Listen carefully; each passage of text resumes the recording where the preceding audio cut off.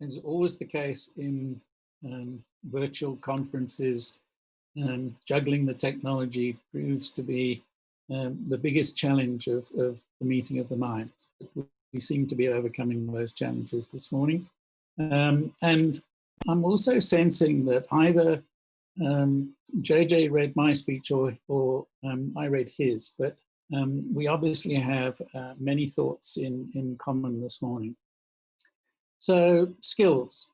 How can you build a house by starting with the roof and the upstairs rooms? Surely you must start with the foundations, doing the hard work of digging trenches and pouring concrete before you get to see the upper levels. You must follow a sustainable process of design and construction, using the right quality of components, bricks, timbers, pipes, tiles, and paint. You have to check each step to make sure that the structure will not collapse in the future. How can you reap the harvest of maize without first going through the preparation of the soil, the planting of the seeds, and the nurturing of the growth of the plants? You need to add the right fertilizer. You need to remove the weeds. You need to prevent insects from destroying the young plants. You need to reap the corn at the right moment to supply it to the market in prime condition, as well as retaining enough to start the next cycle. Skills development is no different.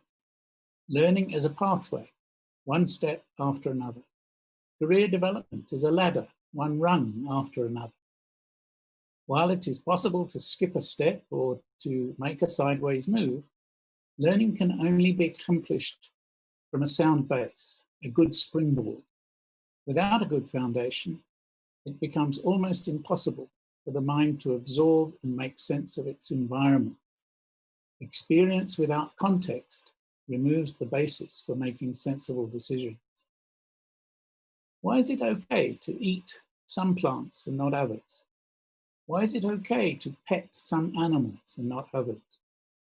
Why is it okay to touch the stove plates at some times and not others? Why is it okay to drink some liquids and not others? And just to make it more challenging and more interesting, this learning does not take place within a rigid, predictable framework. There are choices and alternatives. Unexpected hurdles can block the path. New opportunities can arise, requiring that the approach to the next step or the next run must be flexible, either to mitigate the risk posed by the hurdle or to take advantage of the opportunity. What can we do as mere mortals to ensure that each successive generation benefits from the learnings of their predecessors? What are the essential ingredients that the community must include in the transfer of knowledge? It is the nature of our species that we first learn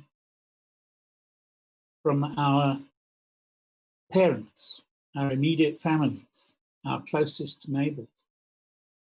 They teach us basic communication and observation, what worked for them and what did not, in going through the routines of daily life.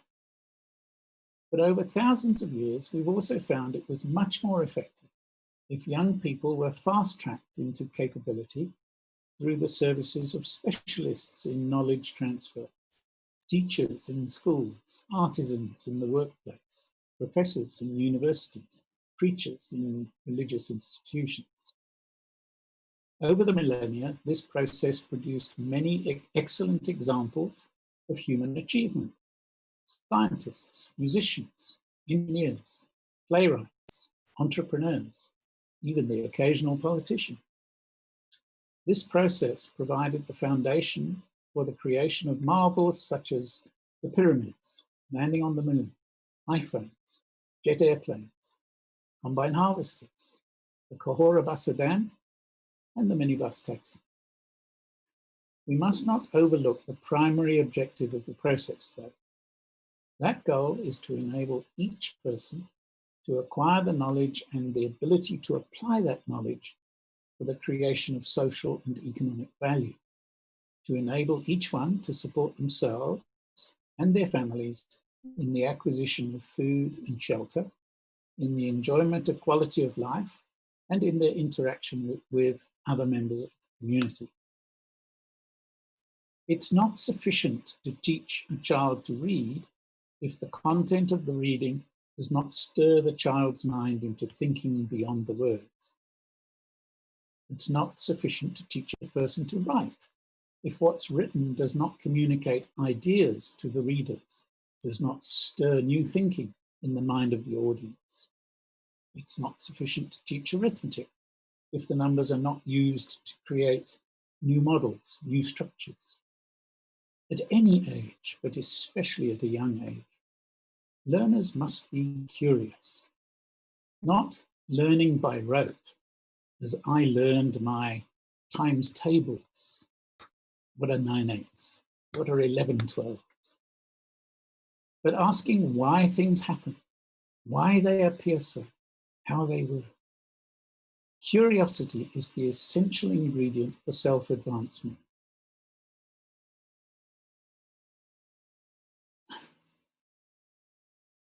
I'm sorry, I just lost my place. There we go. Curiosity is the essential ingredient for self-advancement. Reaching beyond what is given, what is taught, to what lies beyond. We cannot be spoon-fed the knowledge that we need to tackle the life ahead of us. We must be actively engaged in acquiring that knowledge. Sadly, part of the human condition is our tendency to leave it to others, to let someone else lead the way. We tend to organize matters into neat boxes, into silos of activity separated from others. In government, in industry, and in the community, we talk about jobs, about occupations, about salaries and wages and grants. We have rules and codes and frameworks and scales against which everything must comply. This obscures the fundamental interdependency of people and communities and obstructs the flexibility required to overcome the challenges of changes in the environment. I don't just mean climate change. I mean technological change, political change, economic change, even pandemic change.